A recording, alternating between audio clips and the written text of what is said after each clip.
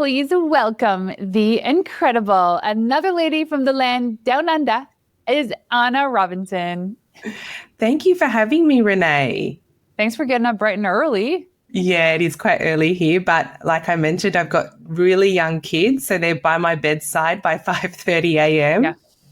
Mommy, I want a snack. I'm hungry. I'm hungry. That's what I normally get. Yeah. How old are they?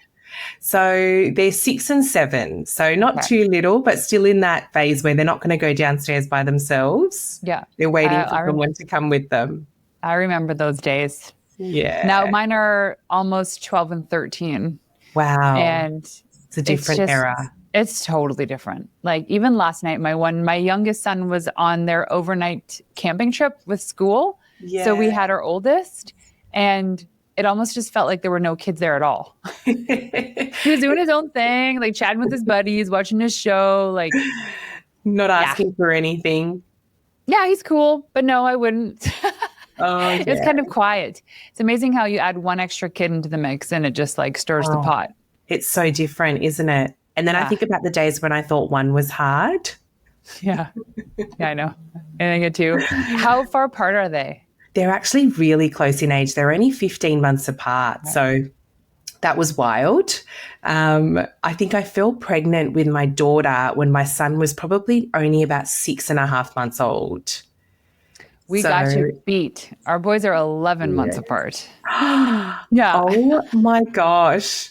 I don't normally get that. That's wild. Yeah, they're called Irish twins. It is wild. I don't think it's any different than what you went through.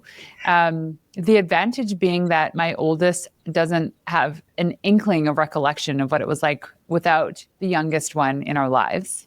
Yeah, so I didn't feel like there was that jealousy, kind of. Maybe there was, but now it's easy. Always grown up together. 2 boys. Yeah, so easy. Done. Okay, well, let's jump into this because I love the conversation we're about to have. It's going to be so incredibly helpful for people to really understand how we are nourishing our bodies, how this is affecting our output. Yes. And you have some really great content. What is your Instagram handle again? I was just looking at it. It's nourish_us. Okay, so the content I love because it's kind of like this slap in the face, as in we know this stuff, but it's a kind, gentle reminder. Yeah. And the food and the meals that you put together look so yummy. So go check her out on Instagram. But first question is, can you walk us through what extreme burnout in motherhood looked like for you personally? And what were the warning signs you wish you recognized earlier? Yes, definitely. I love that you said earlier because that is definitely something that I look back on and go, how did I miss this? But basically, like I mentioned, I had 2 little kids close in age and I started experiencing all those symptoms that, you know, a lot of people brush off as #mum life. You know, it started with the fatigue, the brain fog, my hair started falling out, my skin was getting bad. I was breaking out in eczema, which was just super strange for me. You know, I was wired but couldn't sleep. All the symptoms that we go through as mums that we sort of just brush off, and society has made us believe that they're just part of motherhood and we just got to power through. And, you know, like I did, I powered through, but the universe had something else in store for me. And I think it was about 1.5 years after I had my daughter, I actually ended up with this nasty, nasty virus. It was super random. I woke up in the morning and I had a really funny sensation feeling in my mouth, and my whole mouth had broken out in these ulcers. I'd never experienced anything like it. And within 24 hours, I couldn't eat any food. And then within 48 hours, I actually couldn't drink any water. So I was becoming severely dehydrated. So my husband, Michael, actually drove me to the hospital. I said, I was in so much pain. I was having fevers, body aches. I had no idea what was going on. I thought I would get there, have a routine checkup, get some antibiotics and just be on my way. But I actually ended up spending 5 days there. I saw multiple doctors. Yes. Oh, shit. I saw multiple doctors, had multiple tests done. And the crazy part was that actually no one could 100% tell me what was wrong with me. The only thing that they did discover was that my inflammation markers were really high. But to be honest, they actually weren't very concerned about that at all. It was almost just like, oh, you know, your inflammation markers are high, but it's totally normal when you have a virus. So I managed to, you know, overcome that, came home. But then a couple of months after that, I actually ended up being diagnosed with an autoimmune condition, which is rheumatoid arthritis. So that was at the age of 29. And I was basically told, you're going to have to be on medication for life. Wow. And hearing that as a young mum, I was like, no, no way. I just basically was like, there's got to be another way. I'm not going to live life this way. And that's when I sort of set out on my mission to, I went back and studied. I became a certified nutritionist. I learned the power of food. I understood the connection between inflammation, and I balanced my hormones, reset my gut, all the things. And within months, I was actually living a completely different life. And I just thought to myself, why aren't we told about this as mums? There is scary, scary statistics around the amount of women, in particular mothers, that are diagnosed with autoimmune conditions. And the crazy part about it was when I was diagnosed with this condition, no one actually spoke to me about the connection between autoimmune conditions, burnout, and inflammation. But the studies actually show that over 80% of an autoimmune symptom and response in the body is linked to inflammation.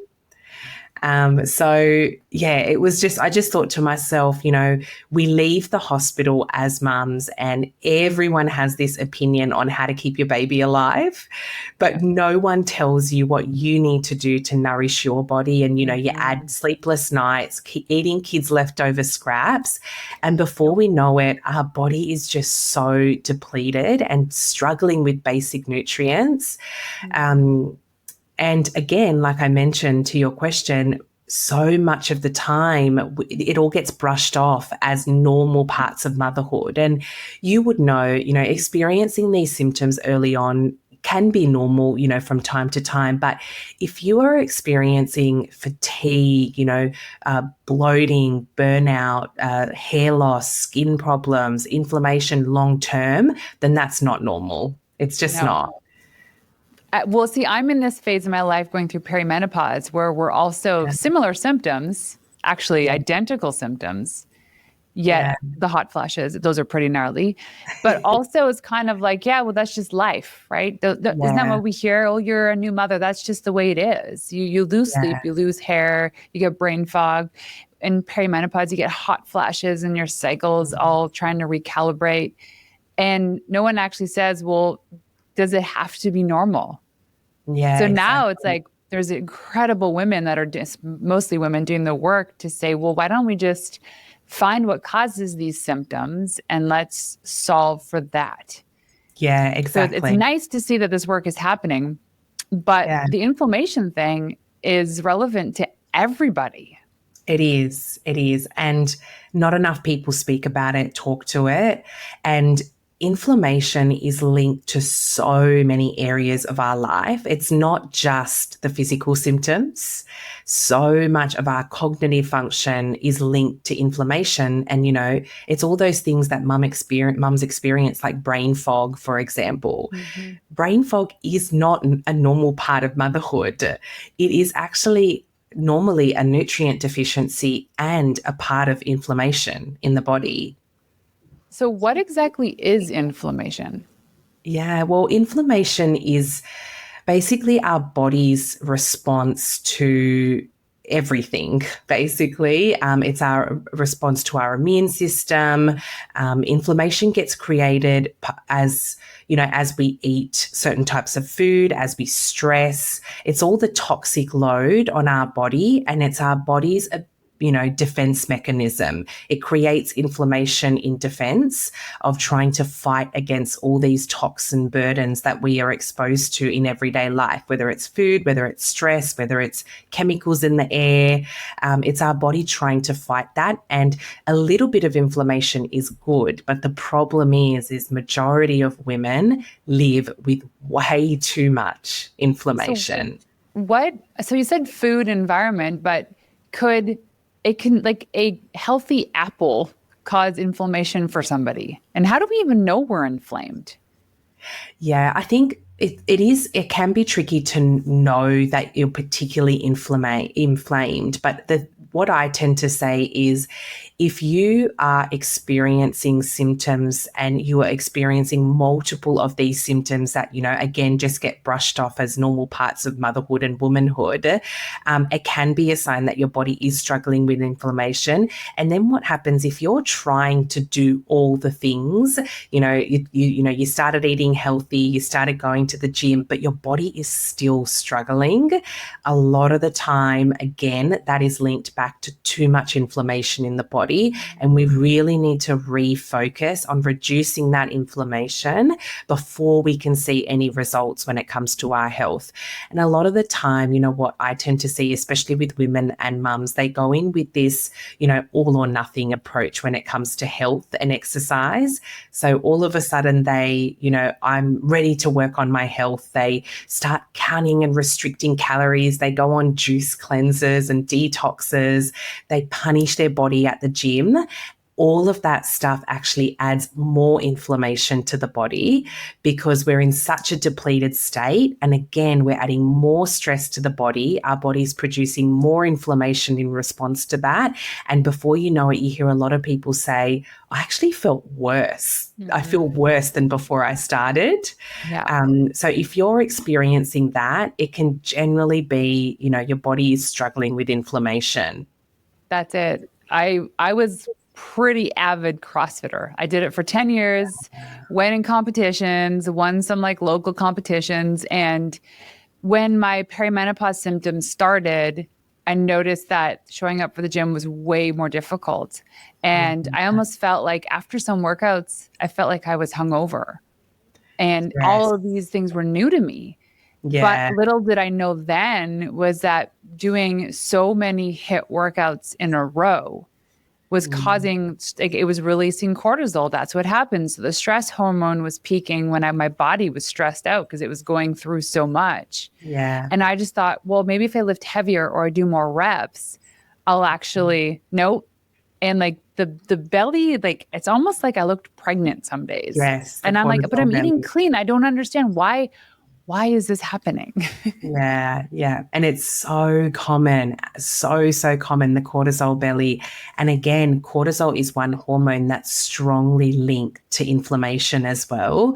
Our menstrual cycle hormones, all of it is again linked to that inflammation in the body. And once we start reducing inflammation in the body, that's when we see a magnitude of benefits, again, not just for our physical health, but also our mental health. But, our hormones start to balance out. Our gut microbiome becomes a lot better, and the bloating reduces.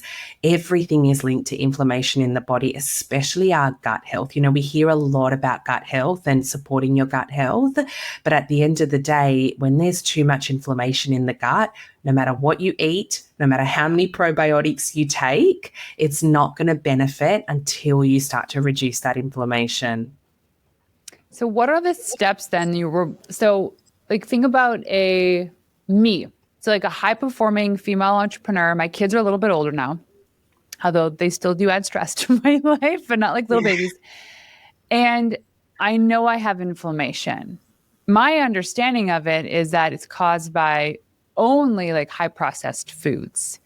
So you're telling me that I could be eating super clean, drinking ultra-filtered water, taking my probiotics, taking all my supplements, and I could still be inflamed. Yes. What causes that? There's a couple of different elements to inflammation in the body, and something that from a practical food perspective, for example, I teach an anti-inflammatory nutritional approach to food, and part of that is, I don't believe in any form of calorie restricting or extreme diet rules, but as part of an anti-inflammatory diet, we take known inflammatory causes and we remove them from our diet for a particular period of time. I generally like to say 8 to 12 weeks to help reset the body, reset the gut, reset the hormones. But this generally involves, it's a lot deeper than this, but generally involves eating a lot of beautiful whole foods. So foods in their natural state, things like, fruits, vegetables, meat, poultry, seafood, nuts, seeds. But then the element of that also comes with removing things like gluten and dairy. Mm-hmm. People, when I explain this to them, they sort of go, oh, but I'm not celiac or I'm not lactose intolerant.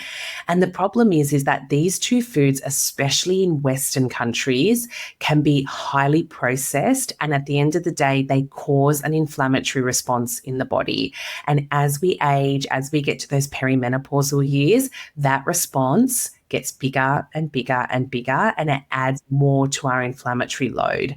So a lot of people don't always like to hear that, cutting out bread, cutting out milk, cheese. It can seem really hard, but those two things, alongside all the processed foods, make such a big impact. And you can honestly notice an impact within days of eliminating these foods from your diet, because and a lot of people say to me, oh, but, I eat sourdough bread or I eat this. And at the end of the day, it's actually not so much the gluten that causes the inflammatory response. It's actually, unfortunately, the wheat and the flour that's used to make this bread. And in Western countries, it's sprayed with so many pesticides and chemicals. And milk is so highly processed, dairy in general is so highly processed that we're just seeing more and more people reacting to this and causing that inflammation in the body. So from a food and practical perspective, I would recommend cutting those out for at least 8 to 12 weeks to reset the body. So many of my clients end up, staying on this anti-inflammatory diet just because they feel so incredible. But there are some that introduce these foods in moderation back into their diet. Then there's also the part that, so many people miss, which is stress. Yeah. Stress is a precursor for disease. It is literally what causes inflammation in the body. And I always say to people as well, like, as a nutritionist, I can give you every meal plan, I can give you all my nutritional guidelines, but if you don't work on your mindset, you're not going to succeed. Mindset is 80 to 90% of the work in any health journey. It's what carries us through, and it's what makes the overall biggest impact on how your body responds to what you actually eat. I get it. So here's my question.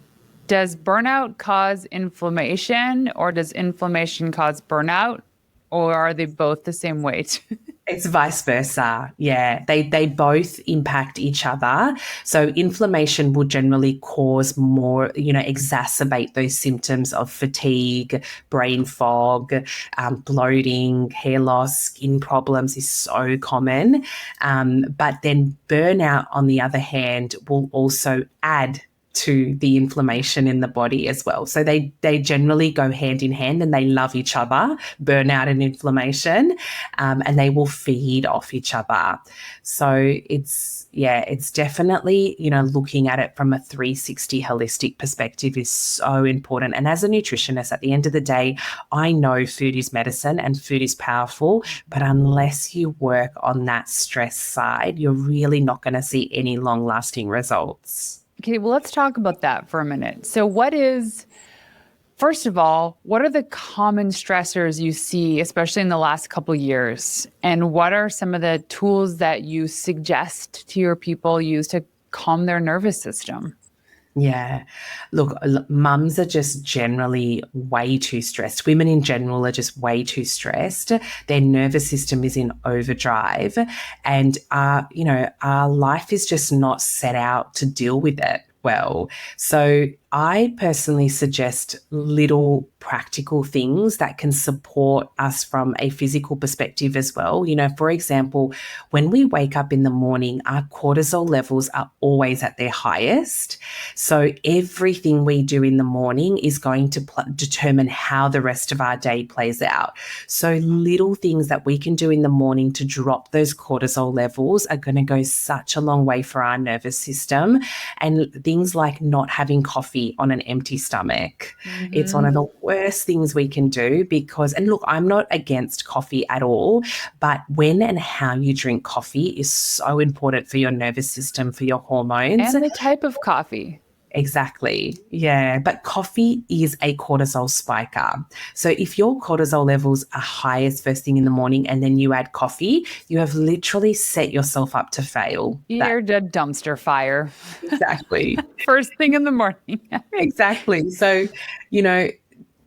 being strategic and thinking about it from, okay, what can I do first thing in the morning that's practical, that's going to help me reduce those cortisol levels? Things like, having water first thing in the morning, focusing on a high protein breakfast. Doesn't have to be fancy. 3 eggs, some toast, and some avocado, and trying to get morning sunlight. Morning sunlight is, honestly, it's an absolute game changer for our health as women. When our body hits the sun first thing in the morning, it does this thing where it regulates our circadian rhythm, which actually ends up helping us sleep better later on at night. But what it also does is sunlight releases our feel-good hormones like serotonin and dopamine. And these two hormones are one of the only ways to counteract cortisol through our hormonal and nervous system. So it's really a powerful way to just calm your body without feeling like you're doing something that's so different or dramatic. I'd love to say go out and meditate, and I do that, but that's after years of having a health routine that I've worked on, and I know that can feel really unrealistic for a lot of people, but also thinking about it from a habit stacking perspective. Grab your water, go sit out the sun, take your kids with you if you need to. And also something I highly recommend is some deep belly breathing. It can be a little bit more realistic than, fitting in meditation. And it's sort of just where you focus on your breathing for a couple of minutes. You breathe in through your nose, hold that in your belly, and then breathe in out through your mouth. There are some incredible scientific studies done on diaphragmatic breathing and how powerful it is at regulating our nervous system. And sometimes all it takes is 3 to 5 deep belly breaths. And those 3 simple things, you've drank some water, you've gone out in the sun, you've done 3 to 5 deep belly breaths, you've already probably dropped your cortisol levels by more than half at this point. So you've set yourself up for a much more successful day at this point. So I find personally the mornings tend to be the easiest for me. Yeah. And then like we're now almost 3:00 in the afternoon, and it's like my energy and everything and concentration dips. And I eat my lunch. It's a pretty lean lunch. There's no processed foods. Everything's clean. I have my coffee in the morning, but I always have water and electrolytes. So it's almost like I feel like I have the protocol. But then something, I don't even know if it's kind of like my mind's just connected to this time of day. Oh, it's 3:00. I should be tired, or I should have a snack. How do you get through this? Like, I have good days, but it's almost like I'm coming to the end of the workday. Yeah. I'm gearing up to put my mom hat on. Got to go home and make dinner, bring kids to soccer, and then I have to go MC an event tonight. I'm kind of depleted right now. Yeah. Look, a lot of the time, I don't know if this would be the case for you, but a lot of the time that really actually does come down to protein intake. From a practical perspective, most women are just not eating enough protein, and their body is just not producing enough energy. And we tend to eat a lot more carbohydrate style foods as women. It's what our bodies tend to crave. So generally a lot of those 3 p.m. slumps, I say, are either due to protein or your nervous system is just in absolute overdrive from first thing in the morning. That's it. Okay, for Yeah. me, the protein thing, got that covered. Not You've an got issue. that. Yeah. It's the nervous system, because these are things like that's happening underneath the hood. Like your protein intake, you know how much protein you Yeah. had or not. But the nervous system thing, it's because if you're operating with adrenaline through the day, with excitement, but also like fear of things that are happening with like all the stuff you have to do, how do you know it's time to just take a break? Yeah. I think if you are starting to feel those big dips in energy, Yeah. I would definitely take that as a sign to go, okay, I think my body needs a reset. And I would step away from whatever you're doing. And like I said, focus on that deep belly breathing for a couple of minutes. That in itself is so powerful in resetting your nervous system. There are just some amazing studies with diaphragmatic breathing on calming the nervous system and also releasing good energy in the body, releasing those feel good hormones. A lot of the time as women, our hormones are absolutely all over the place. And a lot of that can be That's linked. me. Yeah. And a lot of that is linked to, again, inflammation and feel, a nerve overdrive in the nervous system. So finding these little things that are going to reset the nervous system and support your hormones is going to be so powerful for you throughout the day. I highly recommend meditation if you can. And a lot of people do see it as this foreign thing, and that, you need to be in a quiet space with birds humming and a waterfall beside you. Sure. But it really doesn't need to be that complicated. I sometimes get to the school pickup line early, and just so I know, okay, I'm going to get 10 minutes of meditation in the car before the kids jump in. Little things like that go such a long way for not just calming the nervous system, but producing that good energy in the body, those beautiful feel-good hormones like serotonin and dopamine. I'll often drive home. Like my drive home from the studio is 10 minutes, but I won't have anything on. I won't have the radio music or a podcast on. And I'll just sit in silence. Sometimes I'll talk to myself. I love And that. it's the best form of therapy. But I'll get home and it's interesting because I see, like, in the morning I'm excited. It's a new fresh day. And if I wake up on the right side of the bed, like, it's go time. And today, like, got up early, went to the gym, came home. Like, it was a perfect morning, but I'm feeling that slump right now. And I'm wondering, because this is just for me, everybody's unique, is maybe I was operating too high of a level all day. Yeah. Knowing that maybe I should, adrenaline. Pulled it back a notch. Yeah, yes, definitely. And I think even little things like walking, something I recommend to people is just go for a walk. Yeah. Don't underestimate the power of walking. It is so powerful for our health. It releases all those feel-good hormones again. But walking is actually a great way to help detoxify the body and the brain. When we walk, especially if we walk for over that 25 to 30-minute mark, our body starts to click on our lymphatic system. And our lymphatic system is in charge of helping detoxify the body. So when we walk, we're really, like, by the time you come back, you can feel like a brand new person physically and mentally, because it is so powerful for our health from a hormonal perspective and from a detoxifying perspective as well. Yeah, I've been listening to and studying Dr. Stacey Sims the past couple months, and she says that even a 10 to 20-minute walk after every meal helps with digestion and everything. Yeah. 10 minutes. Like, that's like, okay, breakfast, go for a walk. Lunch, go for a walk. Dinner, go for a walk. If you have a dog, even better. The dog's going to love it. Exactly. Yeah. And, that's a whole nother topic, but, that insulin spike, which is what a lot of women deal with as well. And a lot of the time we're just not digesting our food properly, and we're having these major insulin spikes throughout the day, which again are just another form of an energy crash. That's so true. And then what So, causes that? So is it like even if you eat the cleanest meal, can you still have a massive insulin spike? yeah, you actually can because, it is not to complicate things, but insulin is very much dependent on the way we pair our foods and the way we eat our foods, what's on our plate. You could have an apple, for example, which is a fruit. It's beautiful, it's healthy, it's nutrient dense, but insulin isn't going to differentiate between an apple and a chocolate bar So in have the terms of chocolate sugar. bar. Ah, I'm just joking.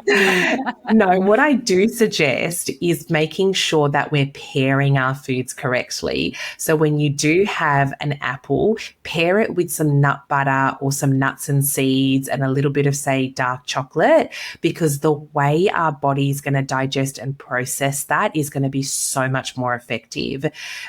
Reducing insulin spikes is very much dependent on pairing our foods with the right sources. So making sure that even when we're eating protein, we're not eating protein on its own. We're pairing protein with some smart carbohydrates and some healthy fats, because Yeah. the way our body digests that meal is going to be so much more effective than having that food on its own. So so if you're looking at a meal, you have like your proteins, your carbs, and your starches. Is that right? Yeah, Is there and healthy fats. and healthy fats? Is there an order that you should be eating that? What goes Yeah. first? If you want to get really, technical and try and reduce your insulin spike, it can be really effective to have your protein or veggies first. They are going to always have a much lower glucose response. So having the protein and the veggies first and then moving over to the carbohydrates. Yeah. You've set your body up for success if And the you eat protein it fills that you way. up too. Exactly. And you're likely to eat less carbohydrates. Not that you Yeah. shouldn't eat the carbohydrates, but we tend to naturally, human instinct is to overload on the carbohydrates. So Hmm.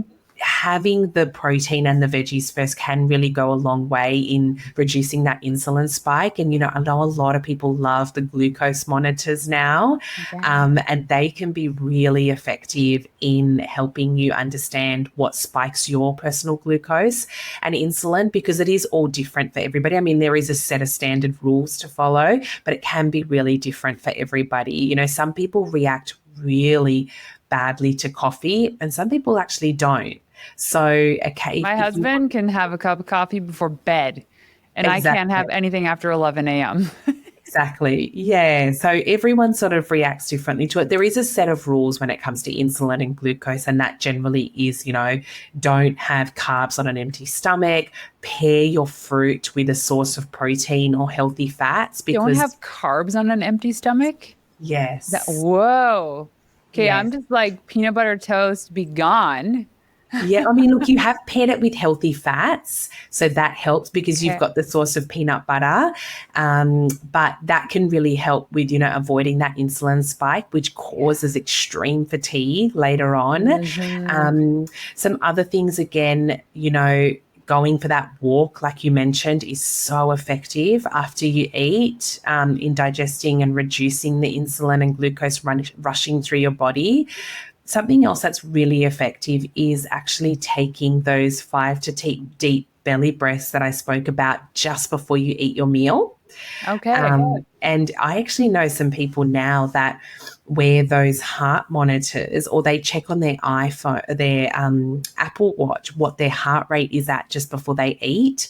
And if your heart rate is over a certain amount, or it's high, don't eat, because your body will not digest that food effectively. What happens is Oh, when you're so eating, interesting. yeah, Yeah. when you're Okay. eating during high levels of cortisol rushing through your body, which I can almost guarantee you is most Mm. women, when you're eating in that state, your body, all it's doing is working really hard to reduce that cortisol. It's not working on digesting the food. That is so fascinating. Yeah. So what will happen is you're not going to digest that food effectively. So you'll find yourself bloated after the meal. The food that you eat, you'll also store a lot more fat from that food because your body isn't breaking it down, and your glucose Don't want spike. that.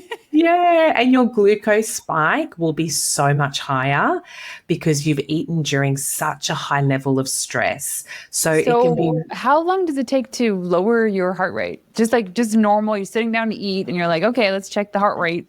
yeah. Do you know what? Those 5 to 10 deep belly breaths will Okay. almost do it instantly. So now I'm seeing now the the benefit because we sometimes do pray before a meal and Yeah. sometimes we don't, but we hold hands and we'll like pray or we'll like send love to somebody.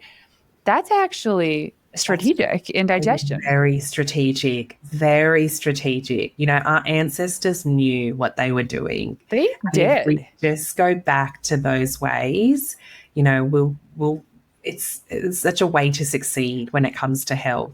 It got me thinking too, some people that just aren't, they're just solo.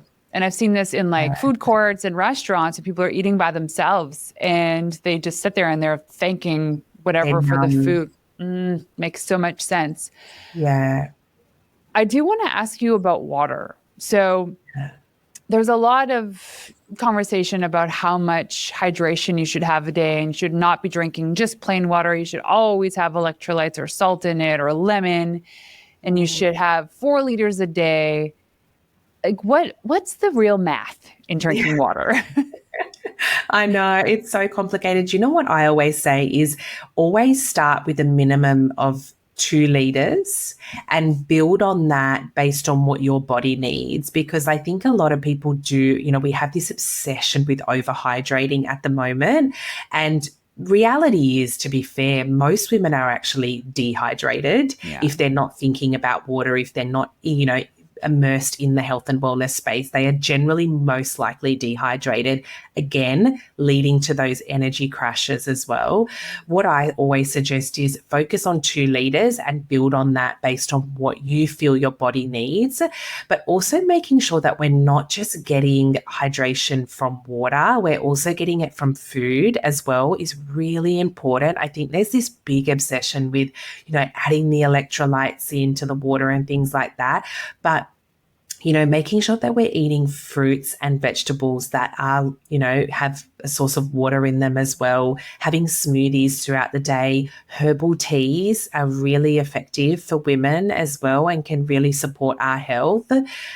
So making sure that we're getting hydration from a variety of sources is really important, because a lot of the time water, even with the electrolytes in it, will flush through our body. Yeah, it's crazy. Before it really takes any effect. But I'm a huge believer on adding salt to at least a couple of cups or one of your water bottles throughout the day, because it does go a long way in adding in all those trace minerals that our body really misses out on with filtered water.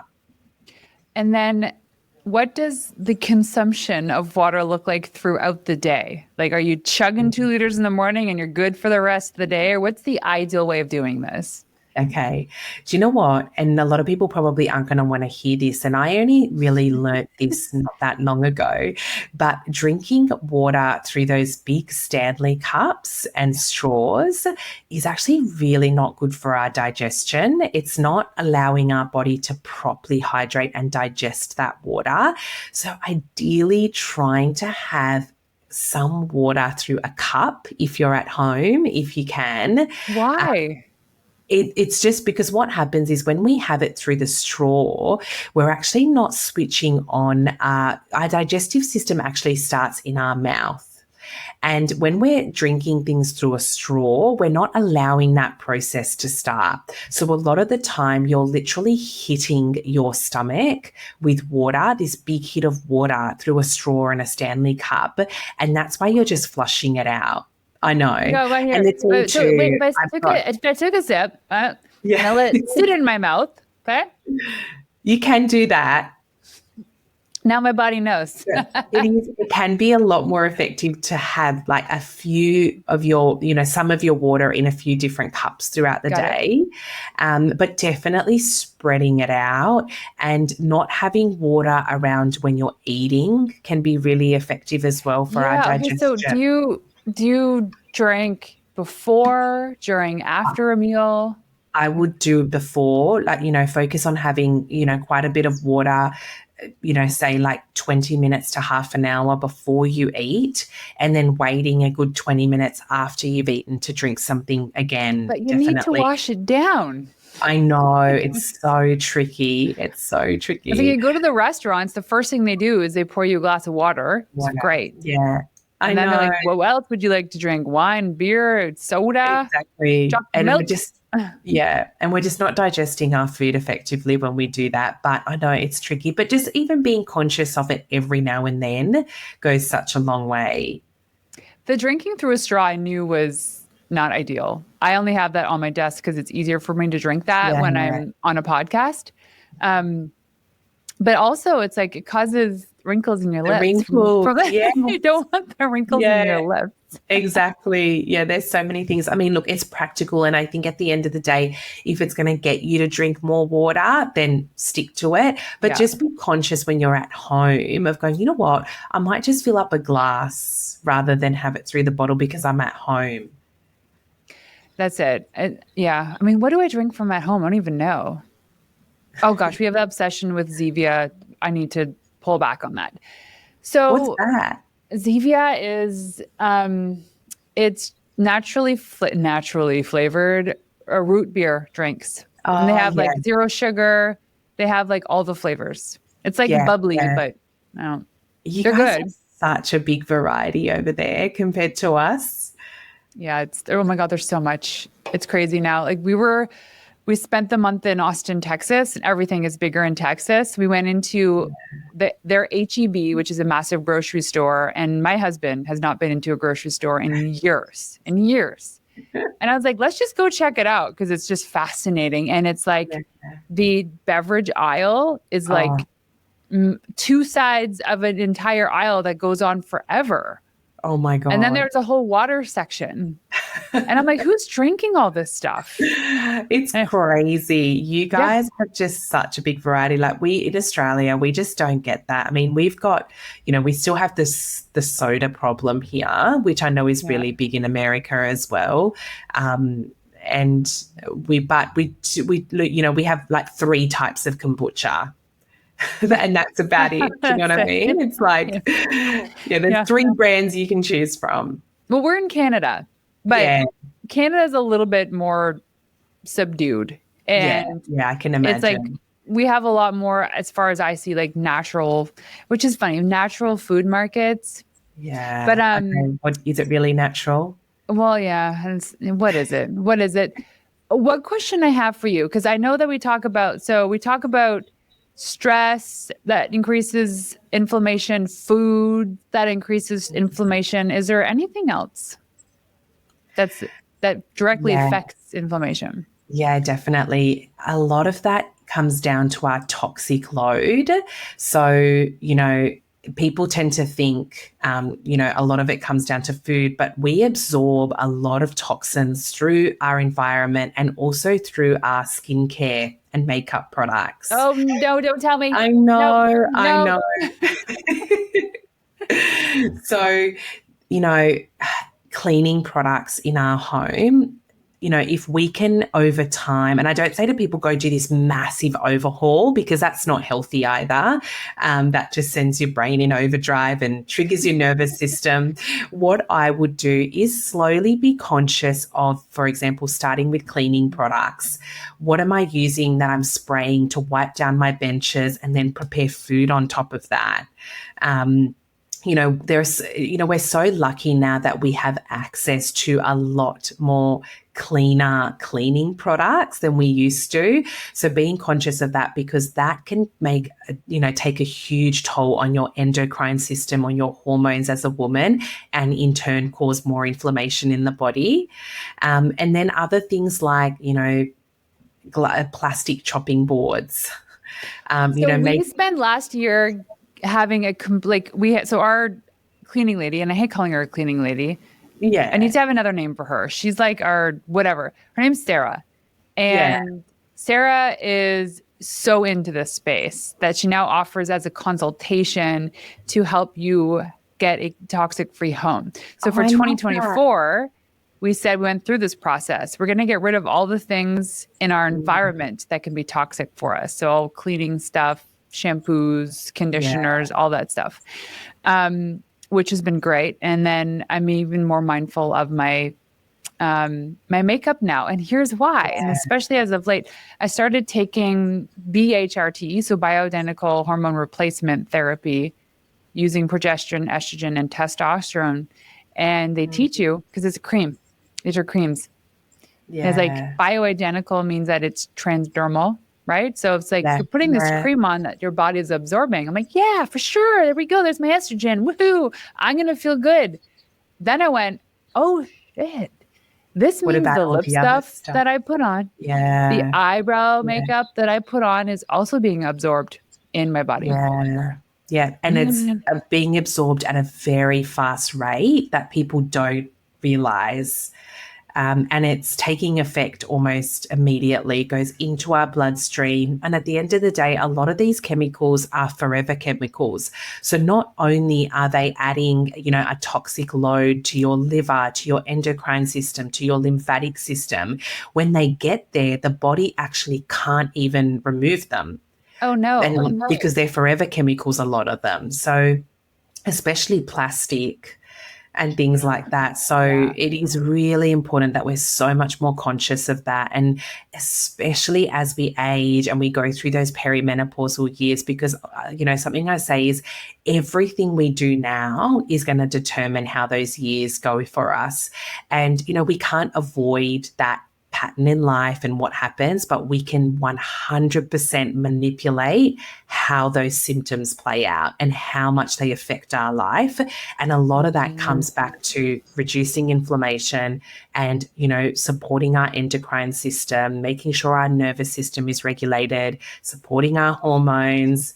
There's so many things that are in our control that we don't realize, and just being more aware of it rather than being so naive, I think. And this is the thing I say, a lot of people I believe a lot of people just don't know. We don't talk about it enough. And hopefully in the coming years, the next generation will know more about it. They'll teach girls at school. But at the moment, a lot of people either just don't know, or a lot of people can play naive as well. And that's not to call anybody out. But a lot of the time, we need to be more aware of the fact that the government isn't always trying to do things in your best interest. Doctors aren't, you're just another number.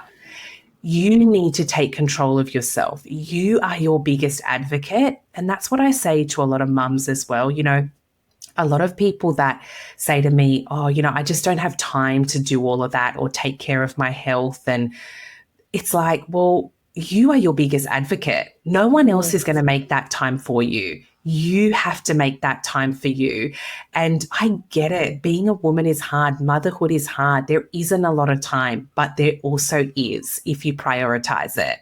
So, just being more aware, not being so naive, advocating for yourself, knowing that you're in control of your health. Just because something is on the supermarket shelf doesn't make it safe at all. No. So I wrote down kind of three areas in your life that you need to look at to optimize for anti-inflammation. Yeah. Is that a word? What's the opposite of inflammation? To just, and also just to make sure that your body is in an anti-inflammatory environment. Yes. And that's when it's going to function at its best. So I wrote your outer environment. So this is your home. These are the pans you cook with. It's the air. It's the water filtration system. It's the creams you put on your face, the stuff you use to clean the floor. So anything like you touch and use at office, at home. Then I wrote your inner environment. So it's the things you consume, anything you consume. And then I wrote your mental environment. So there's really 3 environments of which you can use to optimize for a better life and better energy. And inflammation. And the inflammation. And think about, what I love about our new doctor, we had to go super private with our doctor because private healthcare, because the doctors in the system are just in the system. They're kind of like cog in the wheel. And he's like, every issue starts in the gut. And I'm Yes. like, I never heard a doctor say this before. This Yes. is how, okay, well, then how do we begin? And he refuses to push a prescription on anything that has a symptom that can be related to a symptom. Which is so many symptoms, which is Is like everything. It's everything, everything. everything, Yeah. everything. Yeah. So he's the first doctor that ever said we're going to do a blood test and a stool sample before anything else. I go, this is insane. That Yeah. finally, and it's like it's the long road, but Yeah. it's really sad to hear that forever chemicals just stay in your body forever. Yeah, I know. And you know, we have to find that balance between obsessing over it and then stressing about it too much and then just moving forward and knowing what's in our control and sort of stopping it in its tracks. And I think, you know, all those three things, looking at those three areas from a 360 holistic perspective, and under each of those areas, writing a list of what's in your control. What That's in can your you control. do? I would start with your makeup bag. Yeah. That is Yeah. the easiest thing to be like, we got gifted this whole beautiful set of deodorants and hand creams and whatever from this company called Evolve Together. Yeah. Yeah. And it's actually really good stuff. So all it takes is really opening up your purse and see what's in there. What's the powder you dab on your face, the lipstick you put on, and then going to your drawer at home. It's like, what toothpaste are you using? Because all this stuff, it all comes with an expiration date too. Like they suggest most of these things are 6 months to a year. And there's a reason for that. Throwing it out. Yes, 100%. Slowly. Yeah. Don't overwhelm yourself, but yeah, definitely just be so much more conscious of it. And that's all that I ask for people is just to be conscious of it and don't be naive, because I'm telling you now, just because it's sitting on a shelf for you to buy does not make it safe at all. You need to take control and, you know, advocate for yourself and see what you believe is good for you. Because, yeah, just because someone said it's great, and it's not. It's not at the end of the day. It's not. And I think a lot of people live in that state of, oh, you know, they wouldn't put it on the supermarket shelf if it was dangerous. They would. They do. They do. Oh my gosh. Well, having grown up in the 80s and early 90s before the ingredients labels were completely detailed, it's like we didn't know. We just trusted these organizations, these big companies, that they were poisoning us. Turns out they are. Exactly. Like in the States, it was crazy. I went to get the supplement that I have home in Canada, and it was the only thing on the shelf. So they're Senecot pills, so they're like stool softeners. So when you travel, sometimes things get a little bit weird. Yeah. So I got these because it's like kind of the most quote natural way to just get things flowing, and it was pumped full of yellow food dye. Yeah. And for what? And I know. So I was like, okay, I see that. So I bought it, and when I poured it in my hand, I was like, these pills were fluorescent yellow. The ones at home were brown. And I'm like, because there was no food, because a lot of these things are banned in Canada. Yes. In the US, Fruit Loops, some of their cereals have red food dye, blue, like it's insane. And that stuff, again, a lot of people just are so ignorant. They know it's bad. And they will still consume it anyway. Yeah, I know. And I hope that really does change. I know there's a lot of advocating for that in America at the moment, and hopefully that brings more awareness to families. But gosh, like, you keep that away from your kids. Like, you just need to keep that away from them. And you know, I used to work a lot in family nutrition and, you know, raising healthy, happy eaters and making sure that kids have this healthy relationship with food. And I was a huge advocate for that and, you know, making sure that we don't talk about bad food and good food. But at the end of the day, our world has changed so much since then. And I think it's important that kids know that, yeah, there are things that are bad for us. And as bad as that is, and I know it goes against a lot of what people speak about when it comes to forming a healthy relationship with food. But back when these principles were created, we didn't have so much bad food. And when I say bad food, I'm not just talking about things that are loaded with sugar. We're talking about things that manipulate genes, that add chemicals to the body, that change brain function, that add to autism, ADHD. Like, we just need to wake up and understand that you are in control and you have to make those right decisions for yourself and your family, and not rely on thinking that just because it's being sold, it's safe. So, yeah, Or I mean, even that's a just because whole it's being nother. sold at like a healthy grocery store, it's considered safe too. Oh, that's a whole nother thing. Like, the health claims on products as well. It's just, it's Even absolutely wild. the rebranding of some Yeah. companies to have cleaner branding and Yes. more earthy colors too, which makes you think, Yes. oh, this is going to be safe. It's so It's misleading. it's It's so dangerous. misleading. It is. 5 years ago, you would ask parents, or, what's a healthy thing that you put in your child's lunchbox? And it was muesli bars. And it was this craze of muesli bars where they manipulated the world in believing that this was a health food product. But so many of the muesli bars were loaded with more sugar than a chocolate bar. Yeah. People It's don't actually read the label on the back. no, no. And you just need to be more aware. Like, it's going to be Well, our very misleading. I love her, but our house manager Betty, she does our groceries for us, and I'm like, hey, why don't you like change it up sometimes? This food's getting kind of boring. So she bought the boys fruit roll-ups. I don't know if you have those in Australia. Yeah, yeah, we do. And they strategically put it next to like close to the cereal aisle and close to the granola bars. Quite frankly, it should be in the candy aisle. Yes. And she brings it home, and the boys were just elated. And I was like, why are you so excited? She's like, Betty got us fruit roll-ups. And I'm like, I try Betty. She goes, well, it says fruit on it. I go, come on. Like, that should actually be illegal, but they call it I know. fruit. And hopefully it will be, because it probably has about 5 to 10% fruit in it. I think it's like apple coloring. Yeah, exactly. Yeah, look, it is a bit better in Australia. There are just so many rules and regulations here, and I think you would probably have similar ones in Canada. But at the end of the day, we still have such a long way to go when it comes to this stuff. Oh, yeah. Yeah. And so all this to say is that when we're looking at being focused, productive, happy, full of energy, it comes down to the things that we were chatting about today, about what you consume, your environment, and what's going on in your head. I do have one last question for you. Yeah. When I ask you what it means to be a wild woman, what is that to you?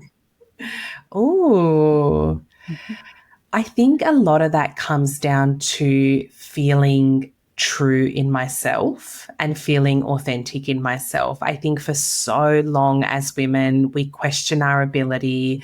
We go through phases in life where, we experience things like burnout and fatigue. We have children. We question whether, we can succeed in life and whether we're capable. And for me, health was something that not only changed my physical world, but it allowed me to believe in myself and, realize what I'm actually really capable of.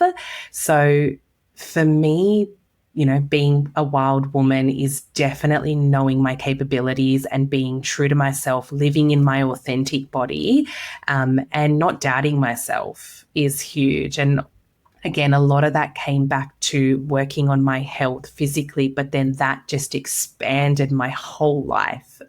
I to this day, I always say I wouldn't be as successful as I am if I didn't change my health and worked on my physical health. So, I hope that answers that in a roundabout way. Same.